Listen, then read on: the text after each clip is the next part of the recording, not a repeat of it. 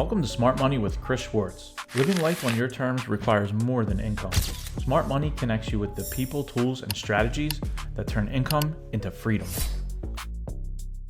Today's guest is Ryan Stackhouse, a commercial real estate investor who has built a business around his life, not life around his business. Through commercial real estate and passive income, Ryan has created the freedom to travel with his family, homeschool his kids, and live in places that most people only dream about. Today, we're talking commercial real estate, financial independence, how to build wealth, and support a life that you actually want to live. Ryan, welcome to Smart Money. What's happening? Likewise. It's been a while.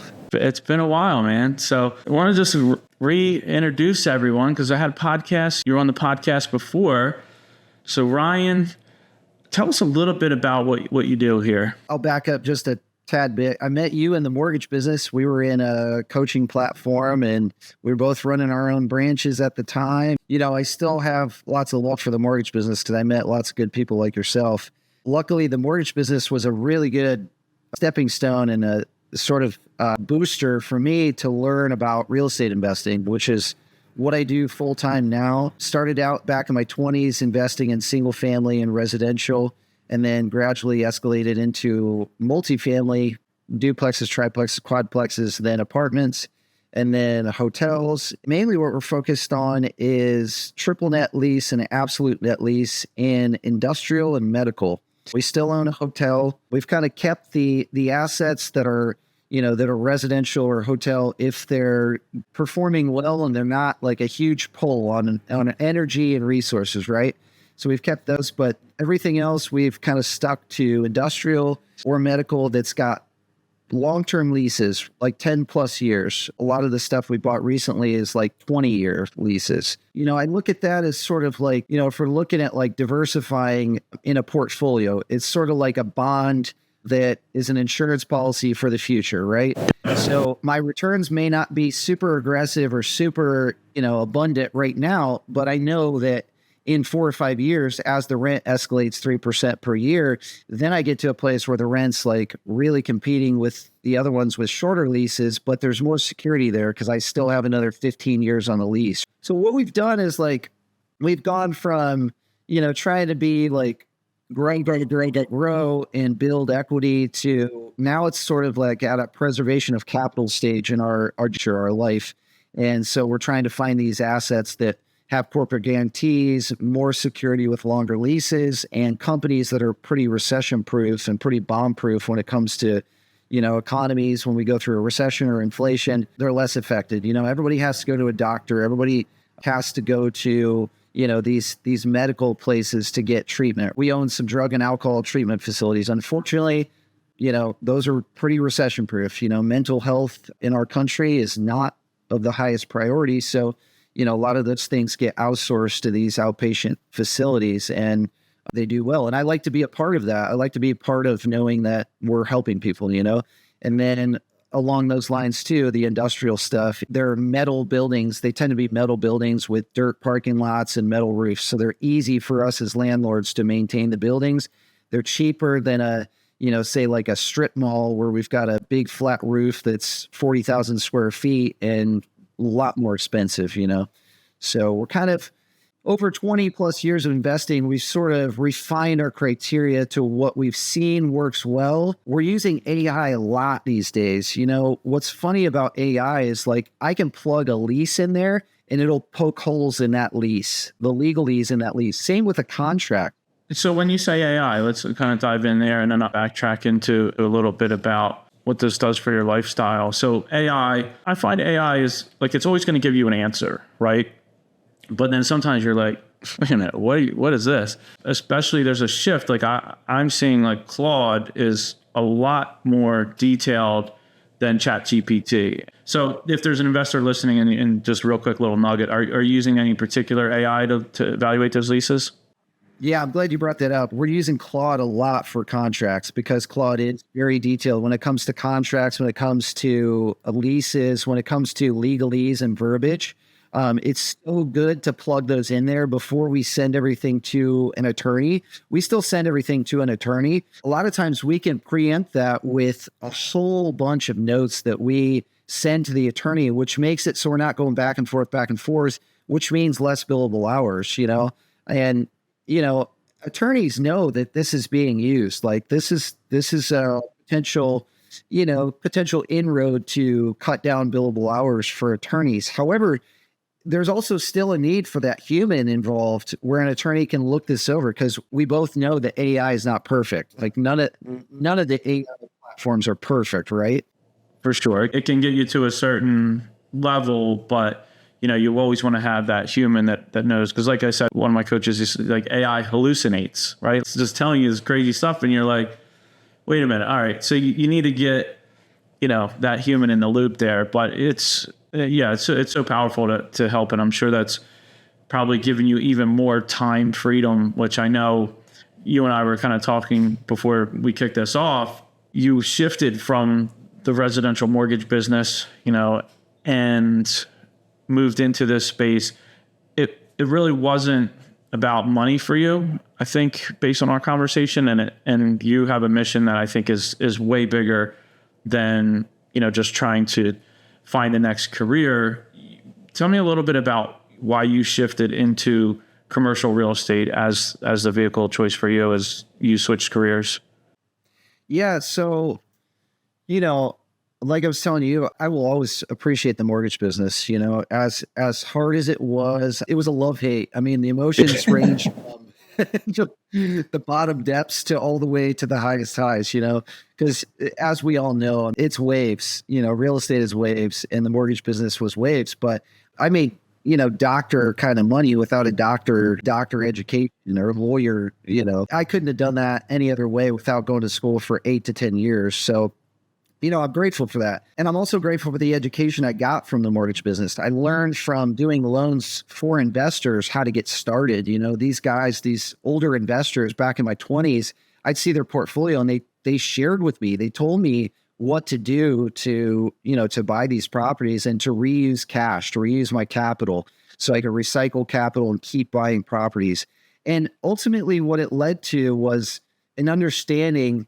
In the mortgage business, we had similar coaches and similar philosophies about building our business. We were always building to scale and to do the things that we love to do. For me, it was business building, and I know that's the case for you too. It's getting out, speaking to realtors. It's helping. It's being an asset, being a resource to, the people out there that refer us business, but also just being an asset to the home buyers as well and educating them really well. One of my passions was first-time home buyers. I love first-time home buyers, even though there's a lot of hand-holding. I love it because, I was once there and I can totally relate with that and put myself in their shoes and think about, okay, how did I start? And how would I start now with what I know? Helping these first-time home buyers understand that you can buy a house and live in it for 2-3 years and then rent that house out and buy another one. And then do the same thing over and over and over and amass a portfolio of rental properties, just buying your house that you live in, right? Yeah, that's always tell people, start with the first house.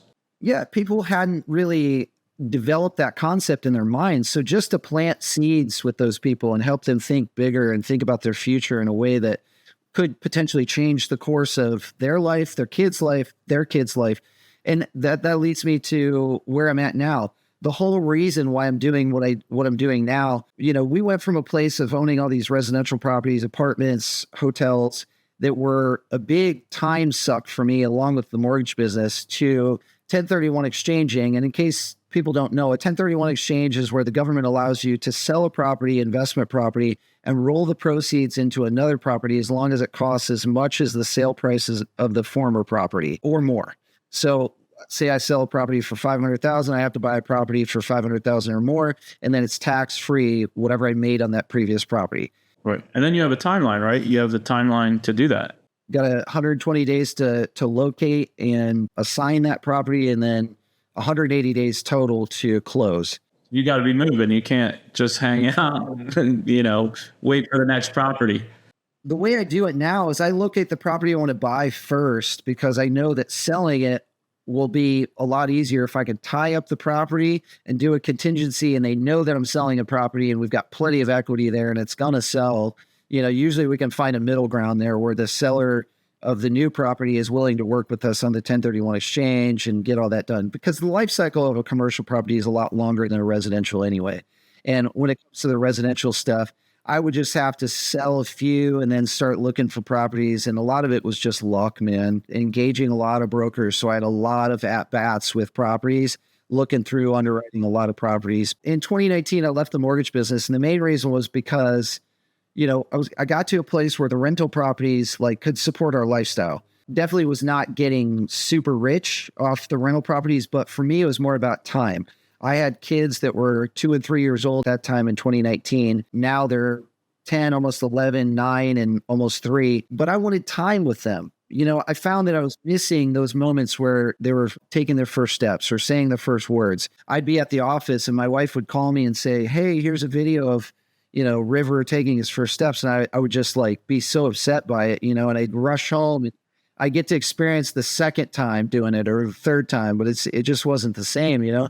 So for me, it was like, all right, let's buy a 40-foot fifth wheel. Let's immediately on the fifth wheel. Let's travel and let's Airbnb our house. So that's what we did in 2019, which led to sort of this discovery of the country and where we really wanted to settle. We were in Nashville at the time, and Nashville was growing so fast. The traffic was becoming so unbearable that we were like, let's get out of cities. I'd lived in cities for 24 years up to that point. I was like, let's get out of cities. Let's go explore the country and see where we want to be.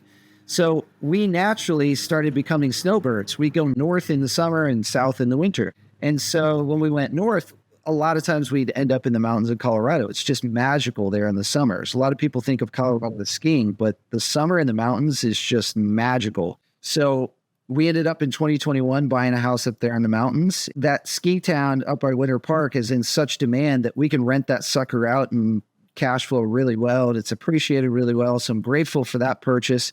We still use it. We still go up there. We're going up in August to spend time up there when it's scorching hot down here in South Padre Island.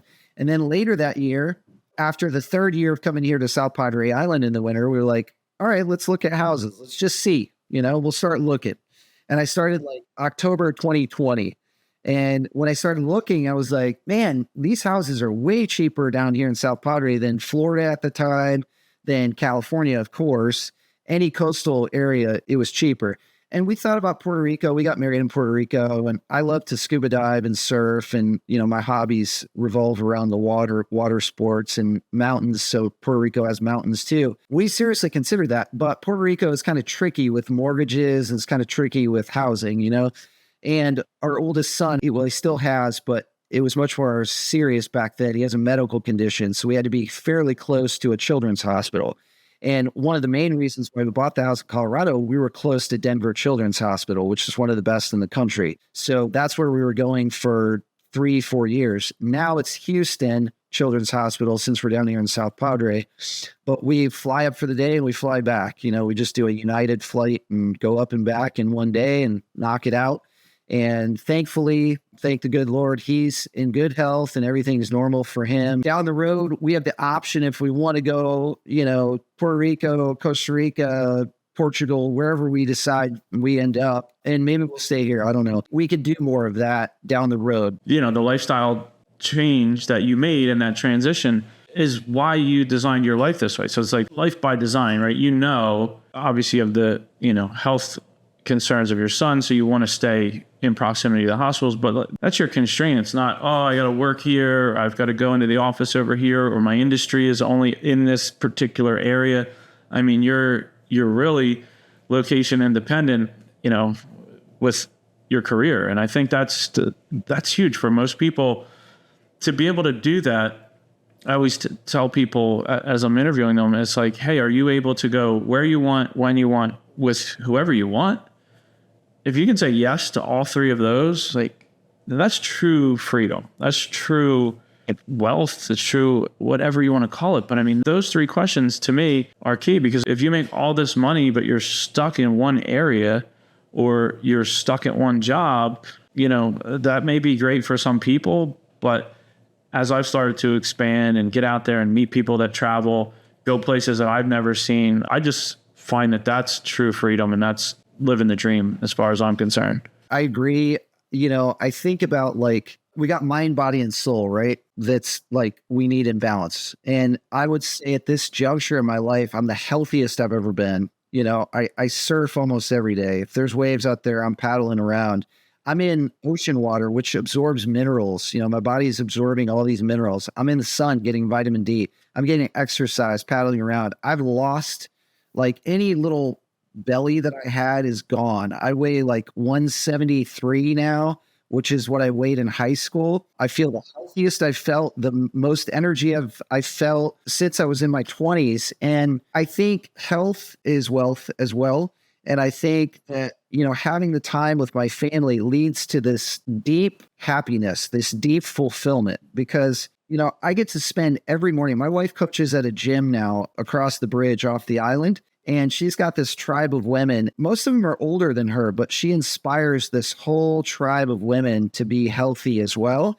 And for her, it's created purpose for her outside of just being a stay-at-home mom and a homeschool mom. She's got her plate full with that, but it gives her like this external validation of purpose, right?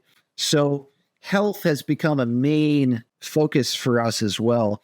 And, you know, that's the body part. The mind part, getting really into breathing exercises and meditation and the spiritual aspect. You know, when I'm in the ocean, that's my church, man. I feel closest to God when I'm in nature. I've always felt that way. I was a Boy Scout growing up. I've always felt closer to God in nature.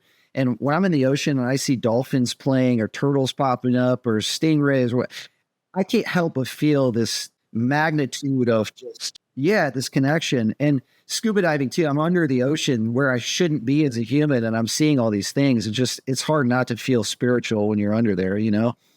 I've just recently, you know, kind of connected with some people. It's like once you connect in that world, then it leads to somebody else. Like I met somebody who does a lot of breath work, you know, all of a sudden as somebody that does a lot of mindset stuff, and you just start to kind of go into that space. And that's been amazing for me over the last year and a half, probably. I didn't realize was missing because, again, you always focus as an entrepreneur, like building wealth and what's the next deal that I can take down, or, you know, how much do I have in the bank, or what do I need to buy this property? And it's like, nobody thinks about like, oh, maybe I should just like chill out for a few minutes and do some breathing, or go for a walk outside, or, you know, or drink more water, or, you know, the basics. Yeah. Yeah, just the basics. And then you realize that fuels your soul. That gives you the energy to then go out, to create, to do all the things that you want to do. But it's like some of those basics, I skipped it for a long time, and it's been a game changer bringing that stuff into my world. And the same thing I tell my wife, like we're here, our youngest is about to graduate high school and she'll be a junior next year. So we got 2 years left. And we're fortunate. We have another house about 2 hours away that's at the beach, but it's like 3-4 months out of the year. And I'm like, that is the happiest I am in my life. Like when I'm near water like that. So I'm like, when she's done school, I'm like, we're out of here. Like we need to sell this place in the suburbs. I need to be near water. It's just something about it. So I mean, kind of shifting gears a little bit to strategies that somebody can take on the commercial real estate side, right? Because you have a class that you've taught, you know, classes, you've got all kinds of stuff that you've been doing to help educate people on how to get started. A lot of people that are in residential that are intimidated by commercial, right? And you said something really powerful before we started. You're just like, it's just more zeros, right? When you're buying a $300,000-$400,000 residential property, you know, the repairs are X, you know, you buy it for X. When you buy a $3-4 million commercial property, it's just more zeros, right? But how can somebody overcome that fear? Like, what would be your advice to get into commercial just to add the zeros? Well, you know, I'll preface with this. I think it's important to learn real estate investing with baby steps, unless you've got a lot of experience in it. I think it's important to learn how to manage the economics around managing your own real estate, right? If you do own a rental house, or you've never owned real estate, I think you should start with owning a rental house. So you can at least get your head around, okay, here's how much I need in reserves. And the reason I say that is because the consequences are much lower with a rental house than they are with a large commercial property that could potentially make you a lot of money or lose you a lot of money, right? it is more zeros. We also have to think about that in terms of like, we've had very few deals go sideways. The ones that have, they would have bankrupted me in the beginning, right? I didn't have the money that I have now or the access to the equity that I have now, right? It's been baby steps. And I think it's really important to start organically that way, because what we're seeing right now in commercial real estate is we're seeing a lot of these big apartment syndicators that have put together these 15, 20, $30 million deals in these metropolitan areas. These bridge financing or short-term debt that they had, now rates are substantially higher than they were 3 or 4 years ago, especially for commercial investment property. And so that's killing their cash flow because they buy right. They bought at a really tight cap rate. They banked on rates going down in the future, and they banked on the rents going up. Well, rents have softened because there's just more rental inventory on the market right now. There's more people that are renting properties, and there's just more inventory out there. So it's pushing rental prices down. And then along with that, with debt changing, with it getting more expensive, if you didn't buy right 3, 4, 5 years ago or more, and your cash flow can't support a change in the mortgage payment, that's a recipe for disaster. So I think it's really important that we not blow it up and try to do something too big right out of the gate. That being said, I think you can start in commercial, and you can start doing it that way from the get-go. We bought our hotel back in 2019 for $590 in Indiana. Now it's worth, substantially more because we've changed the operations. It's much more profitable. We fixed it up over time. We've invested capital back into that hotel. But there are opportunities out there where you can get into commercial, whether it's a little single tenant, let's say like a Family Dollar. That's a good example. Family Dollar in like a mid-sized town, let's say a population of 50,000. You find a little Family Dollar and it's got a 10 or 15-year lease on it. That's a great example of a property that you could pick up. And especially if that Family Dollar's been there a really long time, their financials are really good. They're not going anywhere, right? The economy of that town depends on that Family Dollar, right? Or Dollar General, whatever this store is, right? That's a great way that you could get started in this. That being said, that kind of goes away from my buy box. I don't like single tenant things that have one use. I don't like fast food restaurants because it's one use, right? If that building was vacant, I got to change it into something else to fill it, right? Otherwise, I got to bring in like a temporary Mexican restaurant or something else that's going to fill that space until I can find somebody else long term. I don't like buildings like that. I like buildings that have multiple uses and that are pretty easy to turn over, right? So give me an example. Like the very first commercial property that was triple net lease that I ever bought on my own, it was from a 1031 exchange from a couple other rental properties, was an AT&T service center in Chattanooga. I want to say it was like 1.3 million, 1.4 million was the purchase price, but I plugged a lot of capital into that from rental properties. And I know 1.3, 1.4 million sounds large to most of the audience out there, or a lot of the audience out there. But when you break it down, if you're putting 25% down, for a commercial property, that's a pretty manageable commercial property, especially if you have equity in other properties or you have partners that you can partner with. That AT&T building now, I bought it back in 2019. I still have it today. And, I'm plugging money in reserves, but I can safely take out $3,500 a month towards my living expenses and still put away a couple grand a month towards reserves. I have reserves sitting there, and AT&T is not going anywhere. And the building is in downtown Chattanooga, which is blowing up and absolutely, just going nuts. So even the building vacant without AT&T is worth way more than what I paid for it for developmental purposes. So something like that is a lot more attainable than, say, like a $4 million apartment building that may not cash flow every month. The AT&T building, if you get the right debt on it and you've got some reserves there and you've got a company that's not going anywhere, that's been around for 100 plus years, those are the kind of deals where you can build in a lot of security and you can build in a lot less headache than owning a house. Because guess how much I hear from AT&T in a given year? I may talk to them once because they automatically ACH the payment into my account. I catch up with them once a year to reconcile taxes and insurance because they pay the taxes and insurance on the building. I reconcile that with them, and I either give back money or they send me additional money based on what happened with taxes and insurance. And that's it. That's the only time I talk to them. The only other time I've talked to them is when we negotiated lease extensions and I dealt with their commercial real estate leasing agent directly. I didn't even talk to AT&T. I talked to their commercial leasing agent. We worked out renewals. We got it all wrote up. I had my attorney draw my part up and redline their version. And once we got it all agreed to, we're done. Now we have a lease. Now we you're not sending the plumber over. You're not, No. Those are a fine example. Like if you found like maybe somewhere between 500,000 to $1 million where it's much more attainable than like, some huge, I personally wouldn't recommend buying like a $10 million commercial building, whether you have partners or not anyway, because your exposure, if that goes vacant, is astronomical, right? Your mortgage payment alone is going to be astronomical.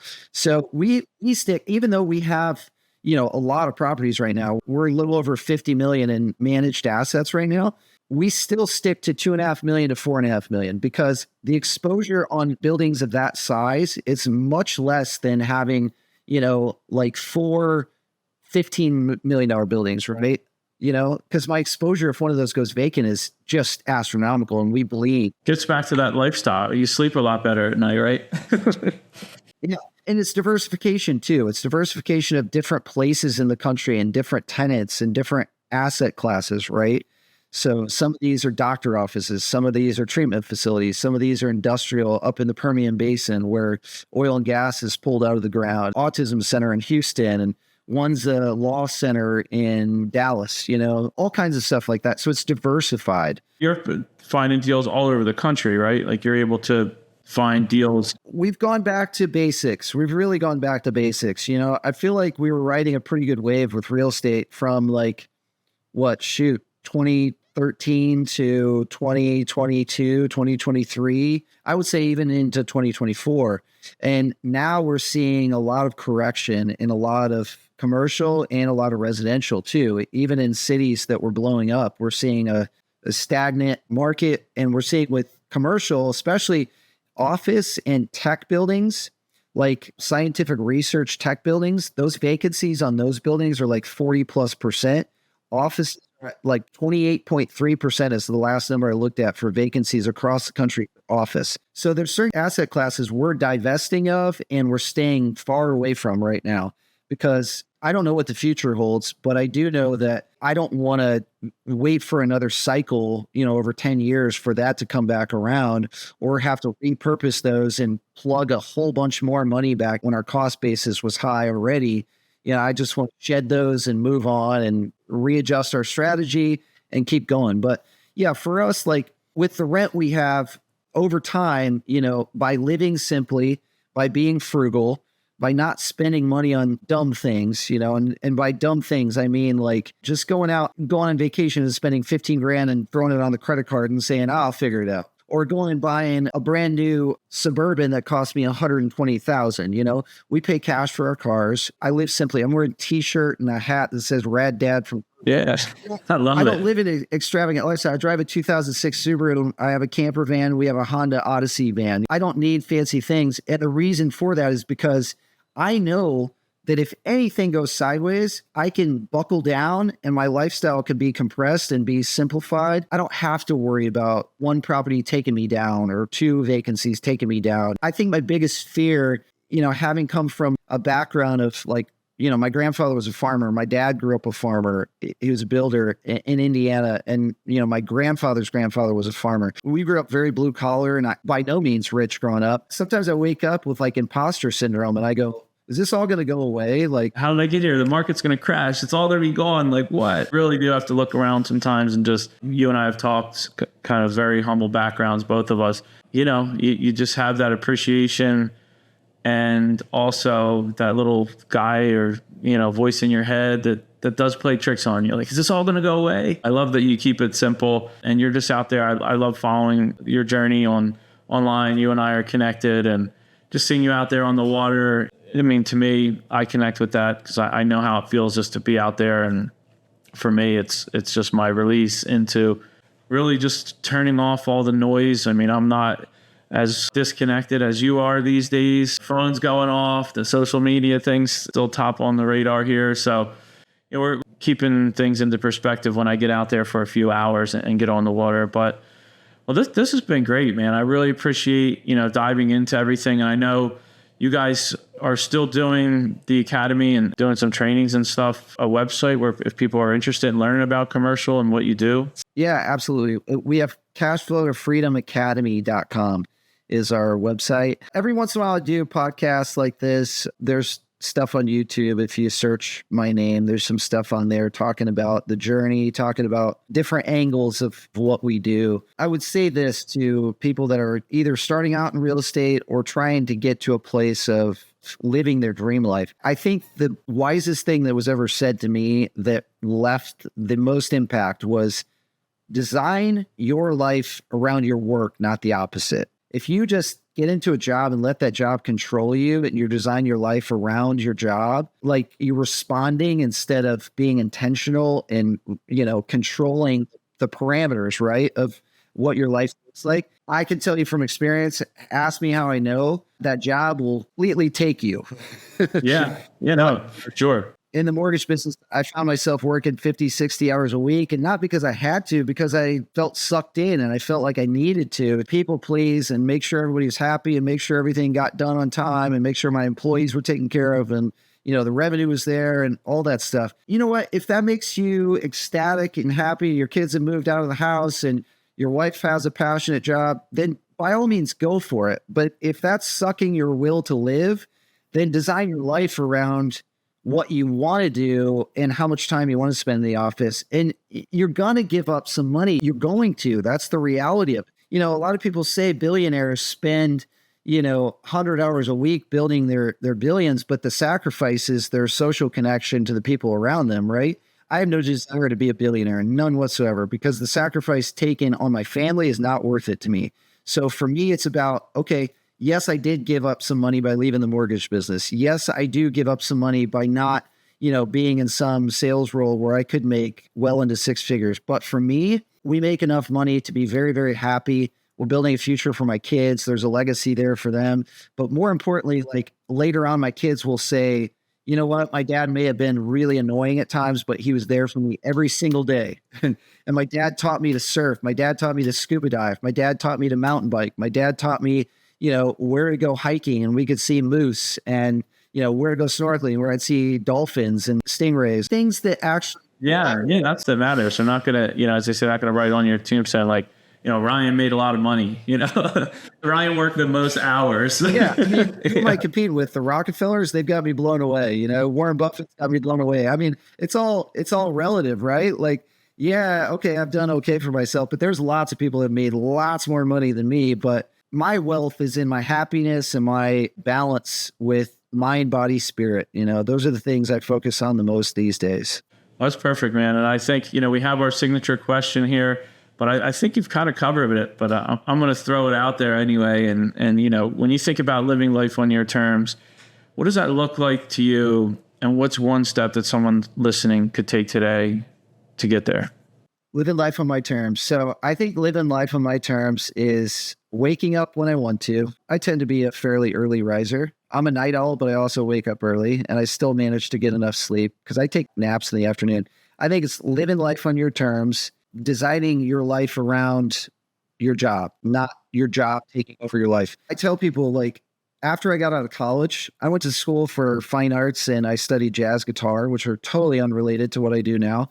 I still play music. I'm still a mandolin player and guitar player, and I still love to do that, but it's not my job, right? What I tell people is, like, I read enough books to do my own PhD in finance and investing. So I think if somebody wants to take a step towards getting a life of freedom, it's going after whatever investment vehicle it is and educating yourself as much as you possibly can. Read every single book, listen to every podcast, and multiple views, because if you listen to one person, it can be skewed. And there's people that I listen to a lot that now are tanking, going bankrupt right now, because they made bad investments or they got involved in bad deals. So I think it's really important who you get that information from and diversify it as well.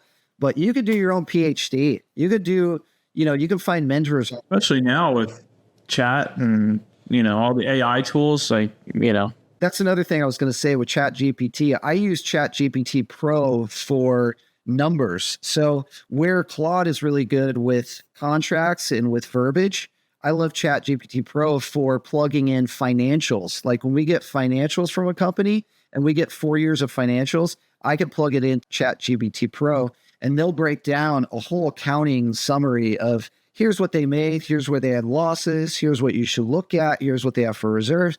So instead of me sending it to the banker and us kind of correlating our digestion of what those financials hold, I've got AI doing a lot of it for me. And then I go into the conversation with the banker or the underwriter knowing how that's laid out. So AI has been a great tool for that stuff. And also I use it too. I'll ask AI, okay, tell me what markets are the best to invest in and which asset classes I should invest in based on what the economy's doing.